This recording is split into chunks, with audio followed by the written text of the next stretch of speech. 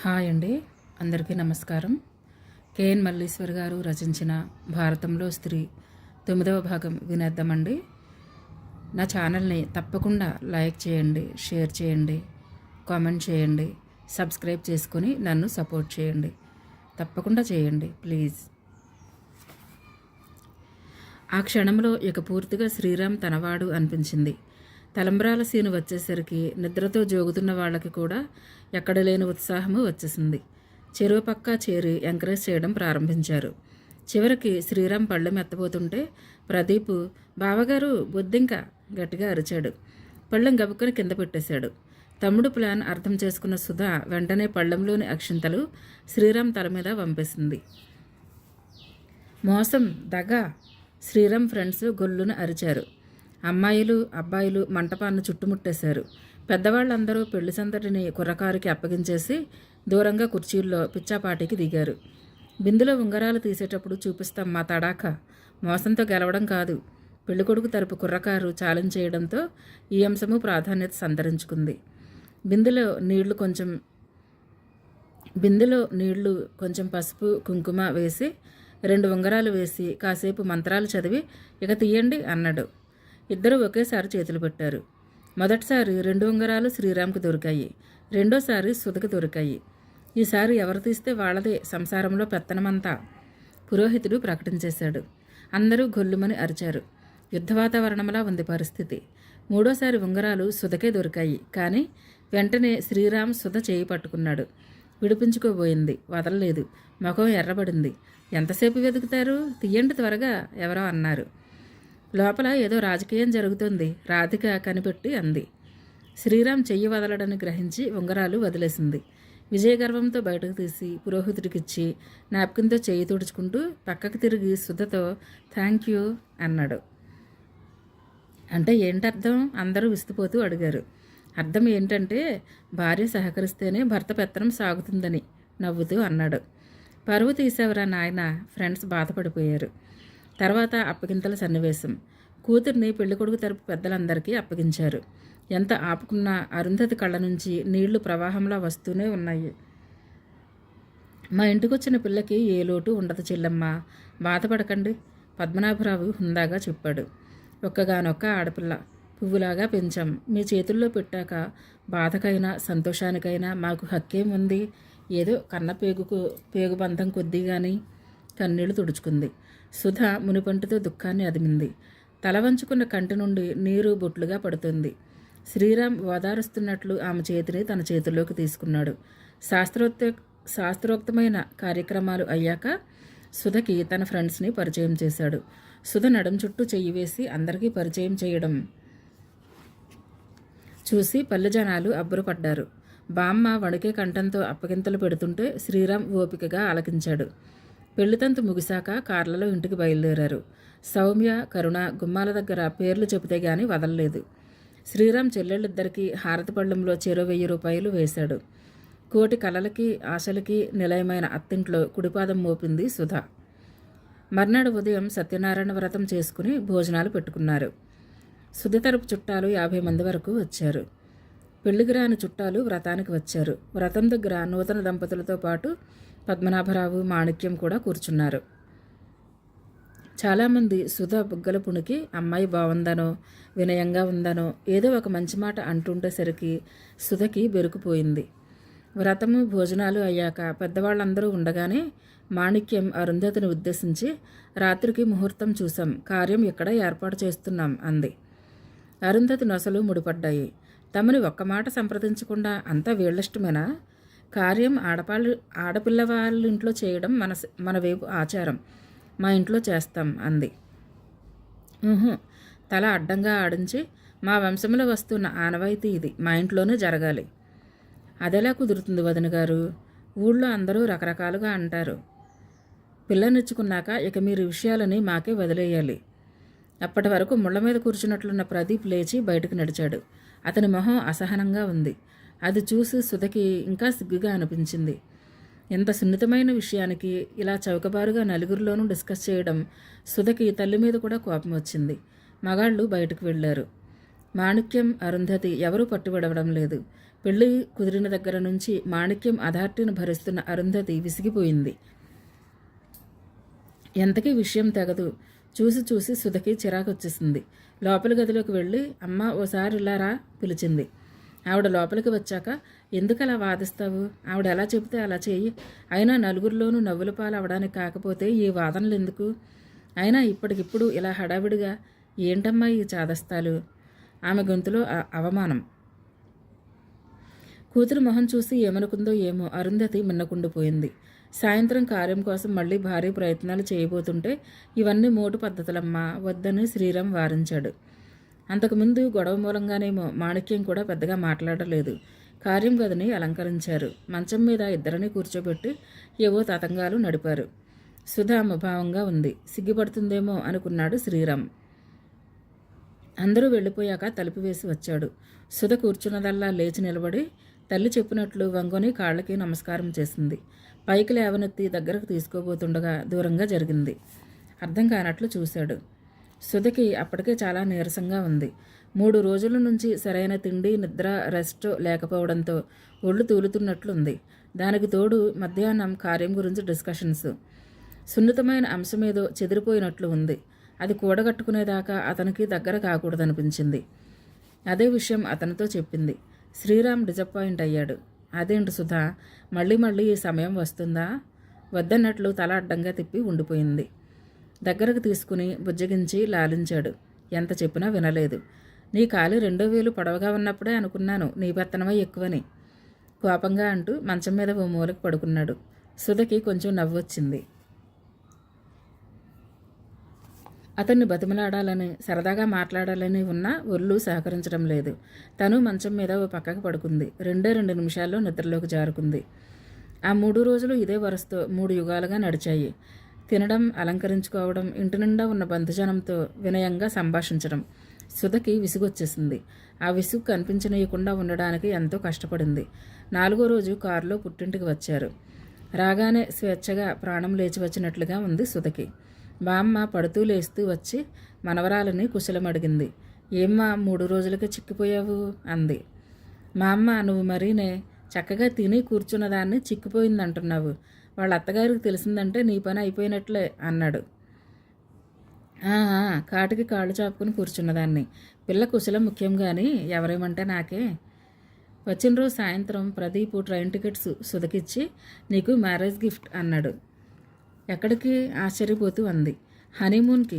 South వెళ్ళండి. అన్ని చోట్లకి up and down tickets reserve చేయించాను. హోటల్ రూమ్స్ బుక్ చేయించేశాను. ఎక్కడా ఏ ఇబ్బంది ఉండదు. డబ్బు నన్నేమీ అడగలేదు. నీకెక్కడిది బాబు? సంజీవరావు ఆశ్చర్యంగా అడిగాడు. 3 ఏళ్ల నుంచి నా ఖర్చుల కోసం మీరు 50,000 ఇచ్చారు. అన్ని ఖర్చులు నాకేమి ఉన్నాయి? అందులో 15,000 దాచాను. సర్ప్రైజ్ గిఫ్ట్ ఇవ్వాలని చెప్పలేదు అన్నాడు. ఆమె కళ్ళు తడయ్యాయి. తమ్ముడు తన పట్ల చూపిన అభిమానానికి మనసు చలించింది. ఎవరూ లేనప్పుడు సుధతో మన ఇళ్లలో చాదస్తాలు ఎప్పుడూ ఉండేవే. మీరు సరదాగా తిరిగిరండి అన్నాడు. శ్రీరామ్కి కూడా చెప్పి ఒప్పించాడు. ఇంటికి ఫోన్ చేసి తండ్రికి విషయం చెప్పి రేపే ప్రయాణం అన్నాడు శ్రీరామ్. పద్మనాభరావు విని ఇప్పుడెందుకురా అవన్నీ అన్నాడు. అన్నీ బుక్ చేస్తారు నాన్న. అలాగైతే మీ అమ్మను అడుగుతాను ఉండు అంటూ మౌత్పీస్ మూయకుండానే సంభాషణ సాగించాడు. అత్తమావ మాటే మనదేమి లేనట్టుంది అని తండ్రి అనడం. ఒకసారిలా పోనివ్వండి. మంచి చెడు సంప్రదించకుండా ఊరు పంపించేయడమేనా? తల్లి రుసరుసలు అస్పష్టంగా వినిపించాయి. శ్రీరామ్కి ఏమనాలో తోచలేదు. పోనీ ఈసారికి వాడికి ఇష్టమైనట్టుంది. మనమే గొంతులో పల్లేరుకాయలు కావడం ఎందుకు అని భార్యతో అని ఈసారి ఫోన్లో కొడుకుతో సరేరా వెళ్ళండి, వెళ్లే ముందు ఇంటికి వచ్చి వెళ్ళండి, సామాన్లు అవి సర్దాలి కదా అన్నాడు. తల్లిదండ్రులకి మనస్ఫూర్తిగా తనను పంపించడం ఇష్టం లేదు. ఆ మాట సుధతో అన్నాడు. ఎందుకు ఇష్టం లేదు? విస్తుపోయింది. చిన్నప్పటి నుంచి నన్ను వదిలి ఉండడం వాళ్ళకి అలవాట్లేదు, అందుకే అలా అంటారు మురిసిపోతూ అన్నాడు. వదిలి ఉండలేరంటే హనీమూన్కి పంపించడానికి ఇష్టపడనంతగానా? వింతగా అనిపించింది సుధకి. అనుకున్నట్టుగానే హనీమూన్ సవ్యంగా జరిగిపోయింది. ప్రశాంతమైన వాతావరణం, స్వేచ్ఛగా తనకు నచ్చిన వ్యక్తితో గడపడం ఆనందాన్నిచ్చింది. ఈ సంతోషానికి కారణమైన తమ్ముడి మీద అభిమానంతో పాటు గౌరవం కూడా మరో మెట్టు పెరిగింది. తిరుపతి, మద్రాసు, బెంగళూరు, మైసూరు, ఊటీ, కొడైకెనాల్ చూసి 15 రోజుల తర్వాత తిరుగుముఖం పట్టారు. డైరెక్ట్గా అత్తవారింటికి వెళ్ళారు. ఆ రోజంతా ప్రయాణ బడలికతో నిద్రపోయారు.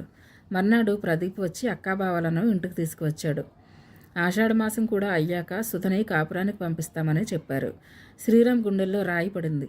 సుధని వదిలి అన్ని రోజులు ఉండాలంటే కష్టంగా తోచింది. ఆషాఢమాసం రావడానికి ఇంకో నెల ఉంది కదా, అప్పటి వరకు మా ఇంట్లో ఉంటుంది. శ్రీరామ్ మొహమాటంగా అడిగాడు. ఇంకా తర్వాత అంతా మీ ఇంట్లోనే ఉంటుంది కదా, ఓ నెల మా ముచ్చట కూడా తీర్చుకొని నాయన, బామ్మ అంది. అసలు సుధని వదిలి ఆఫీస్కి ఎలా వెళ్ళాలా అనే తను ఆలోచిస్తుంటే ఇప్పుడు ఏకంగా పుట్టింట్లో ఉంచేస్తానంటున్నారు. అది 2 నెలలు. అతనికి మొదటిసారిగా బామ్మ మీద కోపం ముంచుకొచ్చింది. ఎదురుగా ఏమీ అనలేక గదిలోకి వచ్చి మొహం మార్చుకుని బట్టలు సర్దుకుంటున్నాడు. రేపు వెళతానన్నారుగా, సుధ లోపలికి వచ్చి అడిగింది. రేపటికి ఈ రోజుకి తేడా ఏముందలే, ఈరోజే వెళతాను. ఎందుకు కోపం వచ్చింది శ్రీరామచంద్రుడికి? దగ్గరగా వెళ్ళి అతని మొహం 2 చేతులతో తన వైపుకి తిప్పుకుంటూ అంది. సుధ, నీకు ఇప్పుడు నాతో రావాలని లేదా? వచ్చేస్తానని మీ బామ్మతో చెప్పు. సుధ చెప్తేనైనా బామ్మ వింటుందన్న ఉద్దేశంతో అన్నాడు. ఓహో, ఇదా మీ కోపం? ఇక జీవితాంతం మీ దగ్గరే ఉంటాను కదండి. ఈ 2 నెలలు అతనికి మళ్ళీ కోపం ముంచుకొచ్చింది. అయితే రోజు బామ్మ దగ్గర పడుకుని హాయిగా ఉండు, నా గురించి ఆలోచించొద్దు. సూట్ కేస్ క్లోజ్ చేస్తూ అన్నాడు. ప్రతి వారం రావచ్చు, లేకపోతే ఎప్పుడు రావాలనిపిస్తే అప్పుడు వచ్చి మర్నాడు ఇక్కడ నుండి ఆఫీస్కి వెళ్ళొచ్చు. అర్థం చేసుకోండి అంటూ అరగంట బతిమలాడాక శాంతించాడు. పెళ్ళైన దగ్గర నుంచి సుధను చూస్తుంటే ప్రదీప్కి ఆశ్చర్యంగా అనిపిస్తుంది. అంతకు ముందంతా బామ్మ గురించో, పెయింటింగ్స్ గురించో, పెళ్లి గురించో మాట్లాడే సుధ ఇప్పుడు శ్రీరామ్ గురించి తప్ప మరో మాట ఎత్తదు.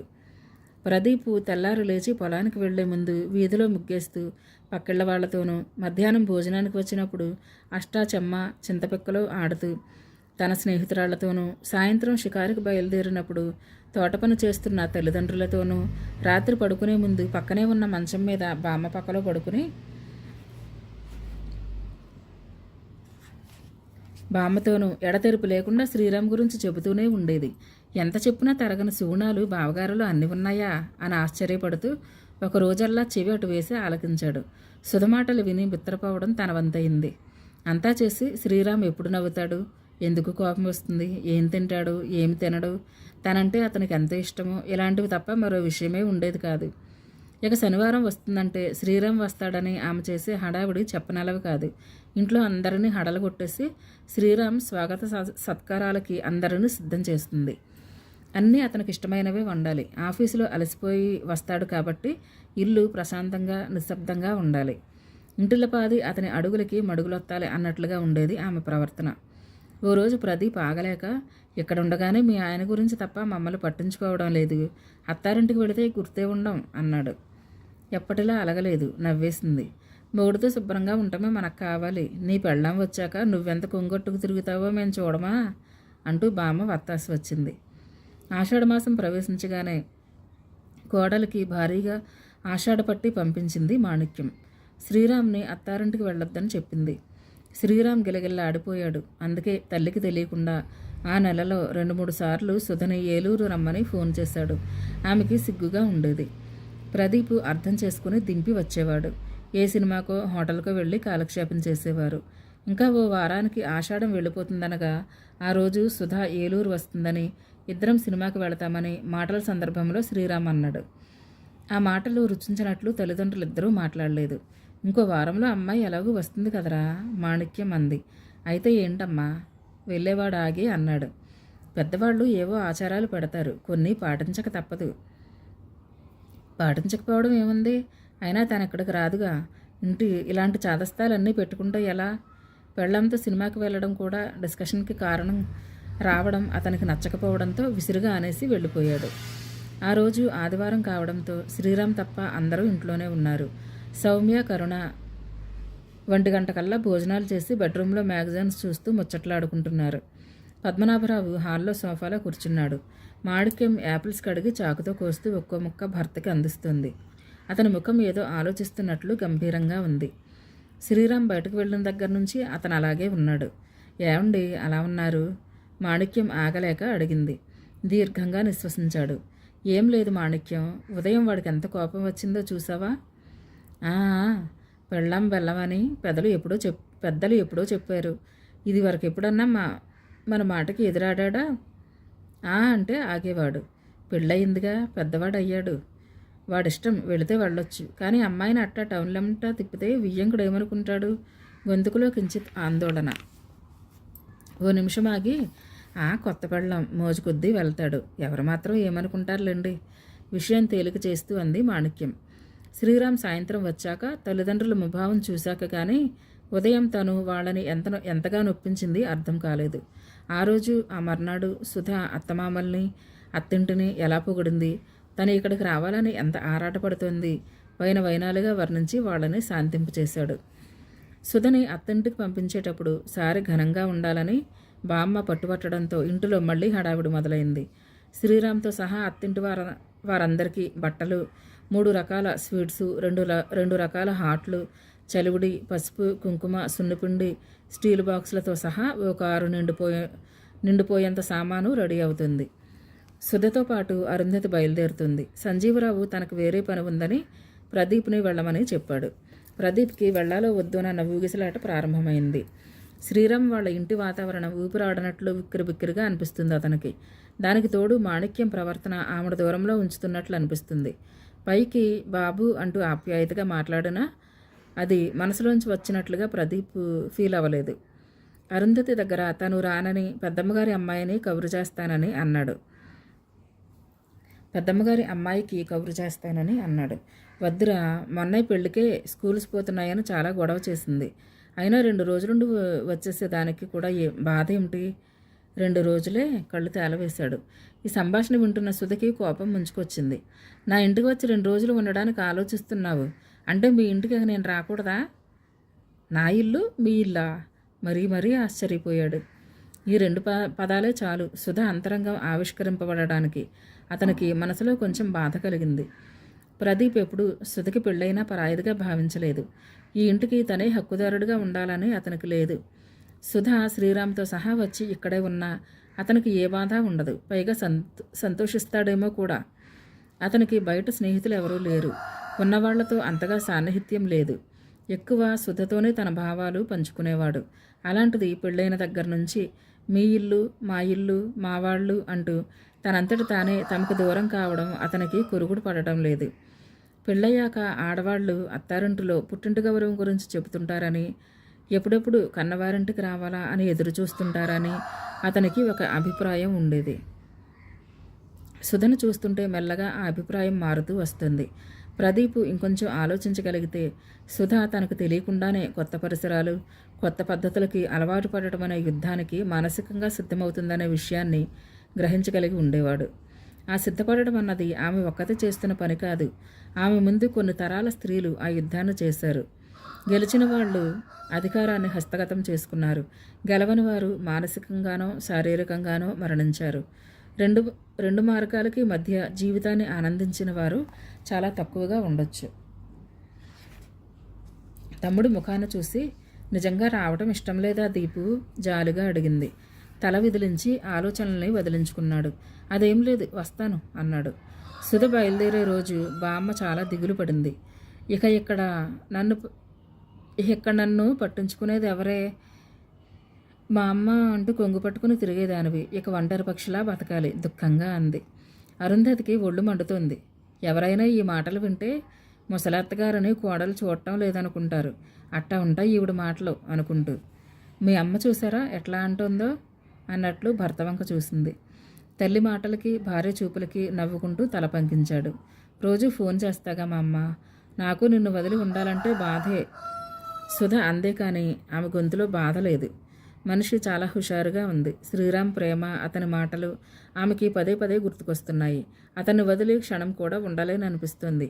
దానికి తోడు చిన్నప్పటి నుంచి నేర్చుకున్న పతివ్రత ధర్మాలన్నింటినీ పాటించి ఎప్పుడెప్పుడు అత్తవారింటి మెప్పు పొందుదామా అన్న తహతహతో ఉంది. తమ ఊళ్ళో చాలామంది అత్తాకోడళ్ళు పోట్లాడుకుని జుట్టు పట్టుకుంటారు. అసలు గొడవలు ఎందుకు వస్తాయి? వాళ్ళు చెప్పినట్లు విని వాళ్లకు అనుగుణంగా మెదిలే కోడల్ని ఎవరైనా పువ్వుల్లో పెట్టి చూసుకుంటారు. పోనీ పెద్దవాళ్ళు ఓ మాట అన్నా మనమే సర్దుకుపోతే ఏమైంది? తను మాత్రం అత్తమామలతో ప్రేమగా అభిమానంగా ఉండాలి. వాళ్ళనే కన్నవారిలా చూసుకోవాలి. కోడలంటే ఇలా ఉండాలి అని అందరూ అనుకునేటట్లు తను మెలుగుతుంది. కృతనిశ్చయం చేసుకుంది సుధ. ఉదయం 11 గంటలకి కదిలారు. 30 గంటలు అత్తవారింటికి చేరారు. మాణిక్యం హారతిచ్చి సుధను లోనికి తీసుకువెళ్ళింది. సౌమ్య అరుంధతిని పలకరించి ప్రదీప్కి హలో చెప్పి సుధతో కబుర్లలో పడిపోయింది. శ్రీరామ్ ఆఫీస్కి వెళ్ళాడని, మధ్యాహ్నం భోజనానికి వచ్చేస్తాడని మాణిక్యం చెప్పింది. ప్రదీప్ కనులు అప్రయత్నంగా ఎవరికోసమో వెతికాయి. 1 గంటకి శ్రీరామ్ వచ్చాడు. హాల్లో ఉన్న అరుంధతి లేచి నిలుచుంది. అతను అత్తగారికి నమస్కారం చేశాడు. ప్రదీప్ని పలకరించి బట్టలు మార్చుకోవడానికి బెడ్రూమ్కి వెళ్ళాడు. సుధ డబుల్ కాట్ మీద కూర్చుని ఉంది. మొహంలో నవ్వు చిందులేస్తుండగా దగ్గరగా వెళ్ళి కౌగిలించుకొని, ఇన్నాళ్ళకి దయ కలిగింది, ఇంకెప్పుడు నిన్ను వదలను. అతని మాటలకు మురిసిపోతూనే వదిలించుకుంది. ఈలోపు సౌమ్య వచ్చి, అన్నయ్య భోజనానికి రా అంది. మగాళ్ళకి ముందు వడ్డించారు. పద్మనాభరావు ప్రదీప్కి కొసరి పదార్థాలు వేస్తూ, తినండి అయ్యా, ఈ కాలం వాళ్ళు మరీ నైస్గా తింటున్నారు అన్నాడు. ఆడవాళ్ళు వంటగదిలో పిచ్చాపాటిలో పడ్డారు. సౌమ్య వడ్డనలో ఉంది. హాల్లో చెప్పులు వదిలిన శబ్దం, అడుగుల చప్పుడు వినగానే ప్రదీప్ చప్పును తిరిగి చూశాడు. గుమ్మంలో కరుణ. భుజానికి బుక్స్ బ్యాగ్, కాలేజీ యూనిఫామ్, వాడిన మొహం, పెళ్లిలో చీర కట్టుకుని ఆరిందలా కనిపించిన కరుణకి ఈ కరుణకి ఎంత తేడా! గబుక్కుని చూపులు మరల్చుకున్నాడు. ప్రదీప్ను చూడగానే కరుణకి ఆశ్చర్యం కలిగింది. సుధ వస్తుందని తెలిసి కానీ ఆమెతో పాటు ప్రదీప్ వస్తాడని ఊహించలేదు. అన్న తండ్రి అక్కడే ఉండడంతో మాట్లాడకుండా ముందుకు కదిలింది. ఎండనపడి వచ్చావేమ్మా, క్యారేజీ పట్టుకెళ్ళలేదా? పద్మనాభరావు అన్నాడు. మధ్యాహ్నం క్లాసులు లేవు డాడీ అంటూ లోపలికి వెళ్ళి అరుంధతిని పలకరించింది. సౌమ్య చాటుగా కరుణకి కన్నుగీటుతూ, మీ ఫ్రెండ్ వచ్చాడు చూసుకో కొంటగా అంది. ఏం ఫ్రెండో చూడగానే తల తిప్పుకున్నాడు. చిన్న నవ్వు కూడా లేదు అంది. అందరి భోజనాలు అయ్యాక అరుంధతి సౌమ్య గదిలో పడుకుంది. ప్రదీప్ మేడ మీద గెస్ట్ రూమ్లో పడుకున్నాడు. శ్రీరామ్ తన గదికి వెళ్ళాడు. సుధా హాల్లోనే ఉండడం చూసి, వెళ్ళి కాసేపు నడుము వాల్చమ్మా, మాణిక్యం ఆదరంగా అంది. మొహమాట పడుతూ లేచి వెళ్ళింది సుధ. భోజనం హెవీ కావడంతో అందరూ నిద్రలోకి పడ్డారు. సుధ ఇంటికి రావడంతో శ్రీరామ్కి పెన్నిధి లభించినంత ఆనందంగా ఉంది. శారీరక కోరికలు తీర్చే మనిషి అందుబాటులో ఉందన్న ఆనందం కాదది. ఆమెతో కలిసిన జీవితమే తనకు పరిపూర్ణ ఆనందం ఇస్తుందన్న నమ్మకంలో ఉన్నాడతను. సుధ గదిలోకి రాగానే దగ్గరకు తీసుకుని తన గుండెల మీద పడుకోబెట్టుకున్నాడు. సుధ మాటలు వింటూ మధ్య మధ్య తను మాట్లాడుతూ ఆమె తల నిమురుతున్నాడు. సుధకి ఆనందంతో కూడిన దుఃఖం కలిగింది. జీవితంలో ఎప్పుడూ ఇంత ఆనందం కలగలేదు. ఇక్కడే ఇతని హృదయంలోనే తనకి మనశ్శాంతి. ఇదే ఆనందాన్ని కలిగించే అసలైన చోటు. ఇంతకు మించి తనకి ఏమీ అవసరం లేదు.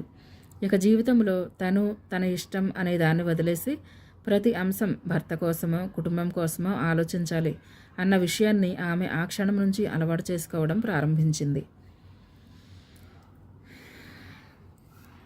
మొగుళ్ళు ఏమే వసే అంటూ పిలుస్తారని, నువ్వు తిన్నావా అని ఏనాడు అడగరని, పెళ్ళాంతో ప్రేమగా మాట్లాడారని, మొగుడు తప్పులు చేసిన పెళ్ళాం భరించాలని, మొగుడు చెడిపోయినా పెళ్ళాందే తప్పని, మగాడు ఏం చేసినా తప్పు లేదని, అసలు చెడిపోవడమే మగాడి హక్కు అన్నట్లుగా సమాజం నుంచి బోధనలు పొందిన సుధకి శ్రీరామ్ దేవుడిగా, అతని హృదయం దేవాలయంగా కనిపించడంలో ఆశ్చర్యం లేదు.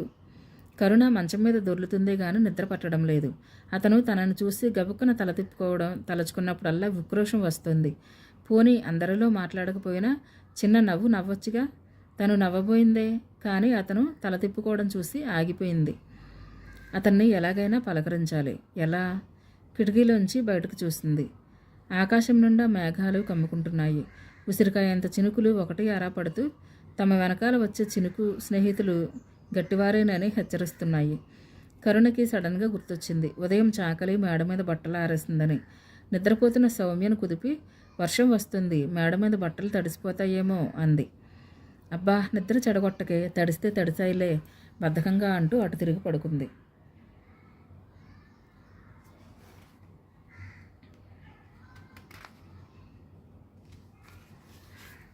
పక్కకి తిరిగి చూసింది. సౌమ్య మంచం మీద అరుంధతి నిద్రపోతుంది. ఊపిరి భారంగా వదులుతూ కనిపించింది. లేచి హాల్లోకి వచ్చింది. అమ్మా నాన్న పడుకున్నారా అనడానికి సూచనగా వాళ్ళ బెడ్రూమ్ డోర్ వేసి ఉంది. నెమ్మదిగా మేడ మీదకి వెళ్ళి అక్కడ గది వంక చూసింది. తలుపు వేసి ఉంది. అప్పటికే చినుకు జోరవడంతో గబగబా బట్టలన్నీ భుజాల మీద చేతుల మీద వేసుకుంది. వర్షం కుండపోతగా ప్రారంభమైంది. కిందికి వెళ్లేలోపు బట్టలతో పాటు తను పూర్తిగా తడవడం ఖాయం. గది తలుపు తపతపా బాదింది. వర్షం శబ్దానికి వినపడలేదేమోనని మళ్లీ గట్టిగా కొట్టింది. ప్రదీప్ కంగారుగా తలుపు తీశాడు. ఎదురుగా కరుణ బట్టలన్నీ మీద వేసుకుని కదిలే వస్త్రాలయంలా ఇంచుమించు అతన్ని తోసుకుంటూ లోపలికి వచ్చింది. వర్షం ఎక్కువగా ఉంది. కిందికి వెళ్లేలోపు బట్టలు తడిసిపోతాయి సంజాయిషిగా చెప్పి భుజాల మీద చేతుల్లోనూ ఉన్న బట్టల్ని కుర్చీలో వేసింది. తల తుడుచుకోండి, జలుబు చేస్తుంది. ఆమె తల నుండి నీరు కారడం చూసి టవల్ అందిస్తూ అన్నాడు. ఏం వద్దు, నాకు ఇలాగే ఇష్టం. నాకు జలుబు చేస్తే నీకేంటి అంది పెంకిగా. ఒక క్షణం అలాగే చూసి తల తిప్పి గుమ్మంలోంచి వర్షాన్ని చూడడానికి ప్రయత్నించాడు. కాసేపు ఆగాక అతను మాట్లాడేలా కనిపించకపోయేసరికి తనే మాట కలుపుతూ, వదినతో పాటు నువ్వు వస్తున్నట్లు నాకు తెలీదు అంది. నా రాక గురించి మీకు తెలియాల్సిన అవసరం లేదు మీకు అన్న పదాన్ని వత్తి పలుకుతూ అన్నాడు. కరుణ కించపరచబడినట్లయింది. పెళ్లిలో వచ్చిన చనువుతో నువ్వు అని మాట్లాడింది. తనకి మర్యాద తెలియదని అనుకుంటున్నాడేమో. సారీ అస్పష్టంగా అంది. ఈసారి ఎందుకో అతని సమక్షంలో ఉండాలంటే బెరుగ్గా ఉంది. కిందికి వెళదామంటే జోరున వాన. దానికి తోడు గుమ్మంలోనే నిల్చున్నాడు. తప్పుకోమని చెప్పడానికి కూడా నోరు పెగలదేమో. అసలు ఎంత సరదాగా మాట్లాడాలని ఊహించుకుని వచ్చింది. కిటికీ రెక్కకి మొహం ఆంచి దీనంగా నిల్చున్న కరుణను చూశాక బాగా ఏడిపించబుద్దయింది. వచ్చి మంచం మీద కూర్చుంటూ, అవును, చాలాసేపటి నుంచి మబ్బు పట్టి ఉందిగా, వర్షంలో వచ్చి బట్టలు తీయడం, ఈ గది తలుపు కొట్టడం ఎందుకు కళ్ళెగరేస్తూ అడిగాడు.